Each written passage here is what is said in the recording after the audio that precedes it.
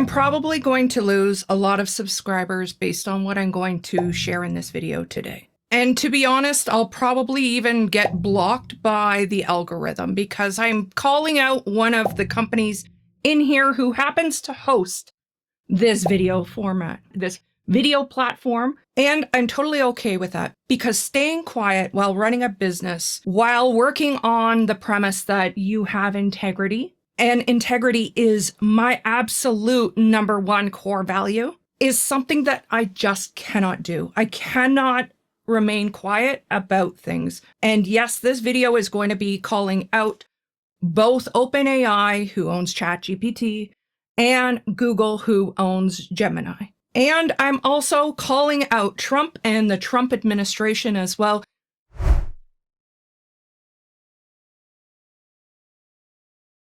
I 100% understand that people may come at me in the comments.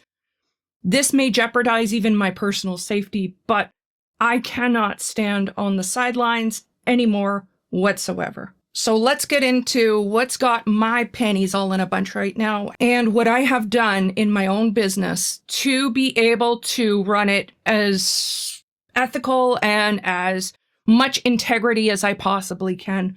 I'm going to get into what I'm doing, but let's first get into how we got here. Why am I so angry at OpenAI and ChatGPT and Google and specifically Gemini?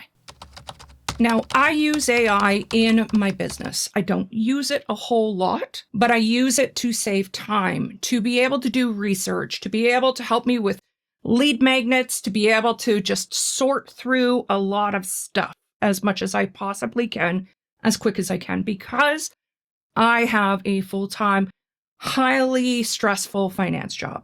I don't have time to spend all week researching a video. I really don't. I wish I did. Outside of the fact that there is an environmental impact when you use AI. Bottom line is even when we do Google searches now, it is being used in behind the scenes anyways. So I have been using Google Gemini exclusively for a very long time. That was my go-to platform for using it for research. Mostly this was because of the fact that Google owns Gemini, Google owns Google, Google owns YouTube. So I associated it with the fact that if Google owns Gemini and they own all of that, it must be the most up-to-date working in the creator space, working in the small business creator space specifically. But bottom line, what recently happened, and I'm talking about recent as in February, this is the end of March right now. I'm talking about what happened in February, both in the United States and in Canada. It made me reconsider everything on how I was doing business, how I was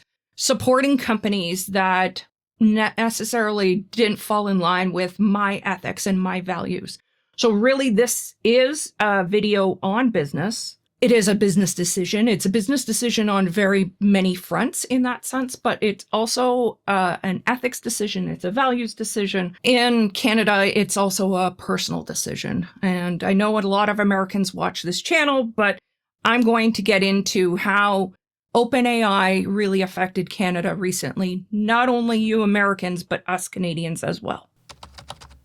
Now, where I'm going to start is with the word capitulate. So capitulate is a fancy word that scholars like to use on TV and social media. And what it basically means is you roll over for something or someone more powerful than you.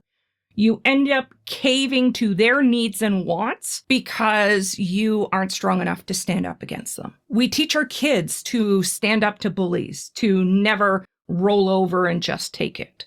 We build our own personal relationships around it as well. I mean, if my husband ever tried to steamroll me in any kind of way, 100% it would be divorce. I would be out of here. We don't admire people who roll over for others either. We call them weaklings. We call them weak. We call them feeble. We call them even immoral, etc. And we definitely all stand up against the premise of our leaders not capitulating to others, not rolling over for others. But why are the biggest tech companies all doing it for the Trump administration? That is what I'm wondering. What is going on behind the scenes? And what am I personally doing about this and how it's changing my business? Because I'm not about to personally roll over for a dictator. I am not about to capitulate for Donald Trump or the Trump administration. I am not going to capitulate to any one of those people. And I'm going to do it the small ways I can. And I'm going to encourage you all to consider what I'm saying here as well. And by me sharing this, I am hoping that it will find the people who feel aligned to my own thoughts, to my own values. And perhaps it opens up your eyes in how you will make perhaps some business decisions as well going forward. And this video is just on AI, but just understand, I have an iPhone as well. I'm in the process of replacing it. I was going to go to a Google. I am not going to a Google anymore. I will go to a Samsung or another alternative at this point. I really wish Nokia brought back cell phones, I'll be honest. I would totally sign up for that. But in this video, we're just talking AI companies. We're talking about OpenAI and ChatGPT. We're talking about Google and Google Gemini. And most of all, we're going to talk about how and why I decided to switch solely to Claude and Anthropic. Anthropic owns Claude. So this video is going to be what decisions got me to make this choice. And I'm going to share insights here on how OpenAI really affected a lot of families here in Canada recently, as well as children, especially. Children were murdered because of them, basically. Not because directly of them, but because of decisions that they decided to make that didn't stop a mass murder from happening, that didn't stop a mass shooting. Anyway, we'll get into this. So in February 2026, just a little over a month and a half ago from the time I'm filming this, Trump and the Trump administration went to the different AI companies, and they basically told the AI companies in order for them to be a part of the government, to be welcome in America, they have to basically capitulate to their demands. And their demands were that the AI companies can spy on American citizens, and they can use the AI towards developing weapons that will operate without human intervention. Basically, if you think about it, that a missile can be launched by an AI system that doesn't have someone with morals or values or ethics behind it pressing the button. And that's a big deal, not only for America, but for the world, because the world is the ones who will suffer from an AI going off the rails and killing people randomly.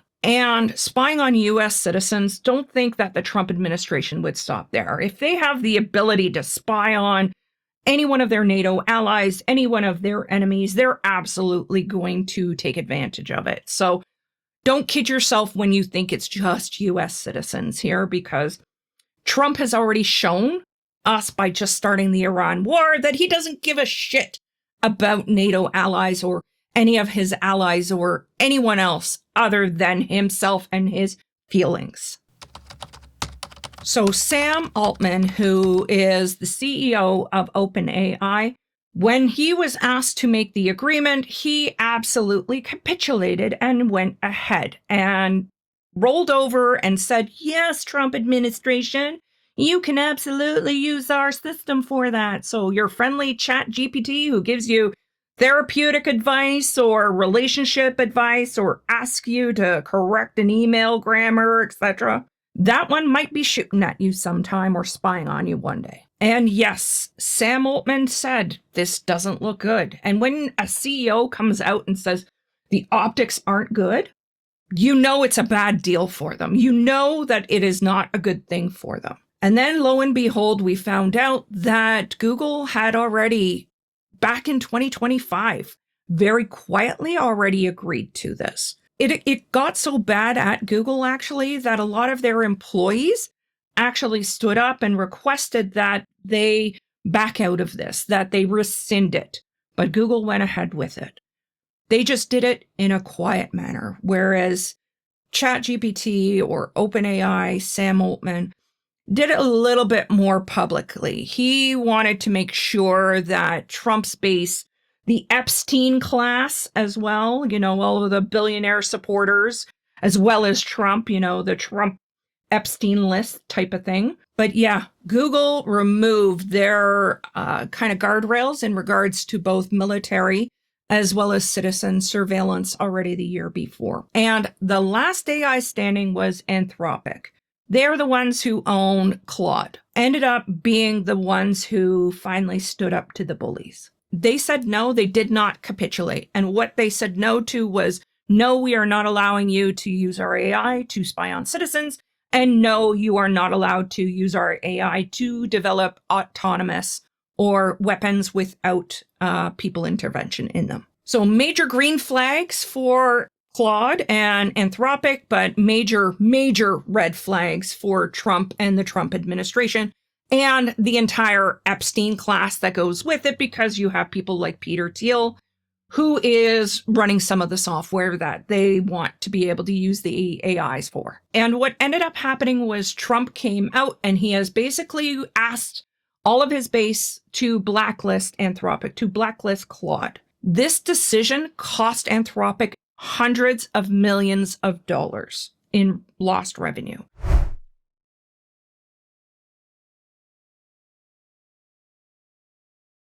And yes, they ended up having to go and sue the US government because of the fact that they are going to lose business not only to the US government, but just even the optics of somebody blacklisting them. You have to have repercussions for what you say out there, bottom line. And if Trump has said that they are useless and they're losing market share because of that, absolutely. He's known to be the most litigious, or the guy who sues the most. And almost right after that, then OpenAI ended up saying, but we want that too, blah, blah, blah. So they tried to make it look like optics, that they also wanted this, that they didn't realize that it was in there, etc. Anyway, the lone company that 100% stood up to them was Anthropic. But then we had a major bombshell here in Canada. And that's the next part I want to talk about, and why 100% ChatGPT has been taken off everything that we own in our house going forward. And then Canada comes into play. I am a military spouse. My husband is in the Canadian military. He's in the Army. My son is just about to be sworn in with the Canadian Army as well. We are a military family. So first of all, any kind of repercussions that could have us affected by somebody else's or some other country's decision on starting a war really affects us in this household. But that's not the only thing that why I'm upset about the whole Canada situation. There's a few decisions here, actually. So first of all, we have that Trump came out and said he needs nothing from Canada.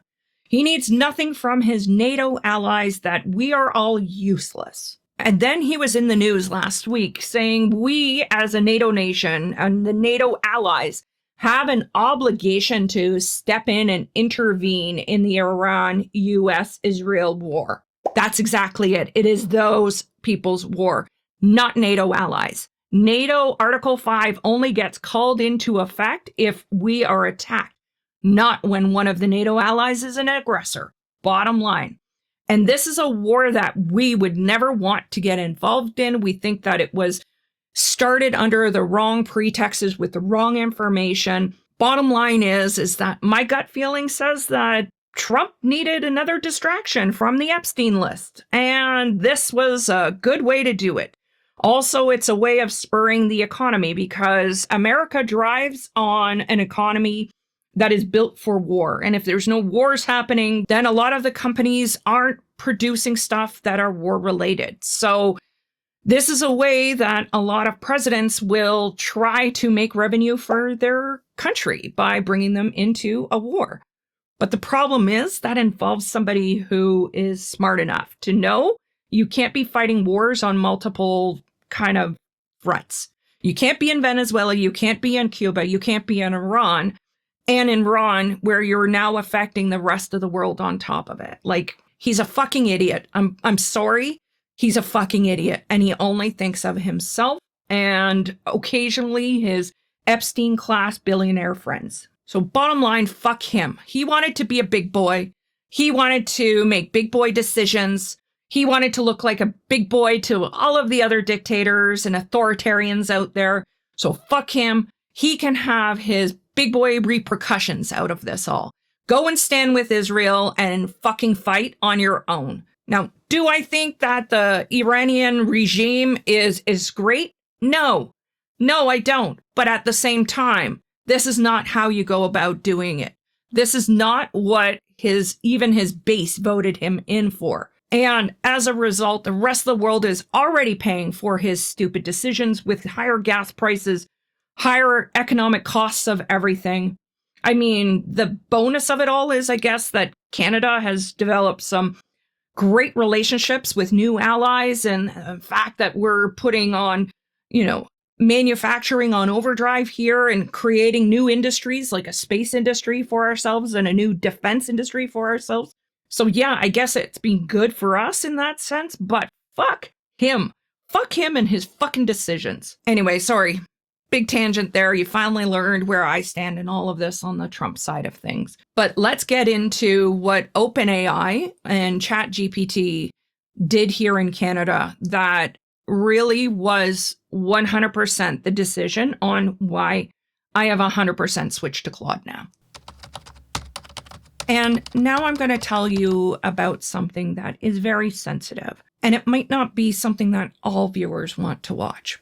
But basically, around the same time that OpenAI was agreeing to Trump to use the AI against US citizens and autonomous weapons, and Anthropic was standing up and saying no, we had a mass casualty, mass death shooting here in Canada. It was in our beautiful province of British Columbia in a very small town where 8 people were killed. Many of them were children. We still have a number of children still fighting for their lives. And we have many, many, many families that have been affected for life because of this mass shooting. In the weeks that followed, we found out that OpenAI had actually flagged the mass shooter's chat history as being potential for a mass shooter. And a lot of OpenAI's employees actually went to management and said, we really need to tell somebody about this. But at the time, the executives decided not to say anything. It would be perceived that, looking into people's chat history is invasive and detrimental to their privacy. Basically, they put their profits over people. See, back in June of 2025, the mass shooter actually had their ChatGPT access completely revoked because of the search history that they were doing. And had OpenAI flagged the RCMP, the Royal Canadian Mounted Police, or even told the FBI, who would have then told RCMP or even local police, had they made that decision, we wouldn't be looking at a mass shooter situation. People's lives would have been saved had they did that. And ironically, the day after the shooting, the OpenAI executives were sitting in the British Columbia's government office pitching about having a satellite location opened up in British Columbia.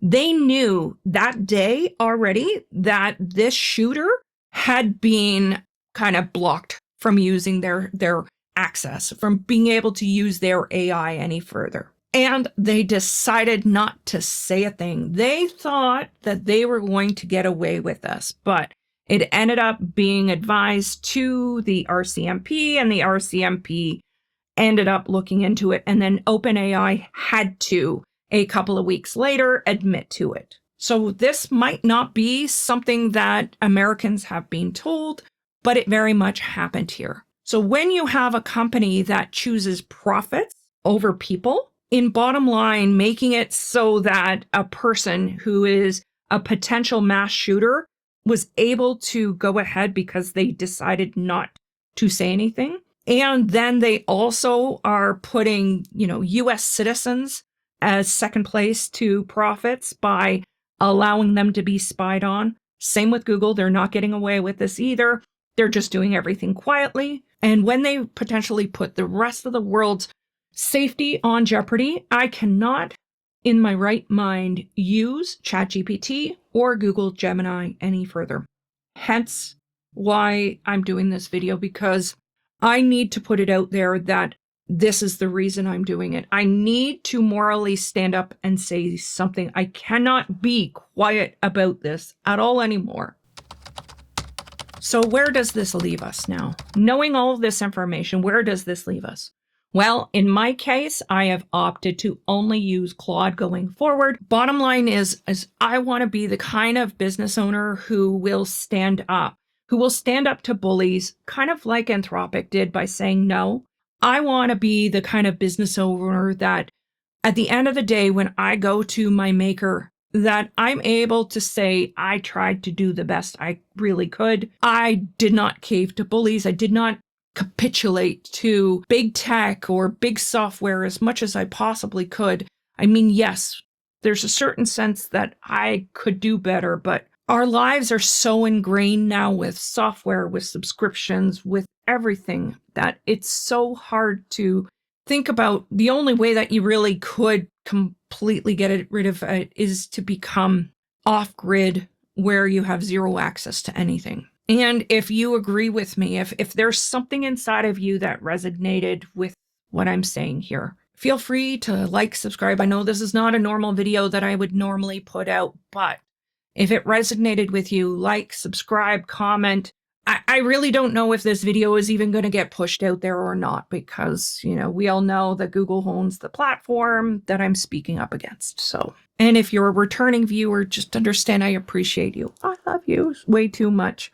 And I'll see you for sure in future videos, unless you are one of the people who got all butthurt from this video. There might very well be people who got extremely butthurt by this, but anyway, I'm going out there and saying it. I have to. And with that, signing off.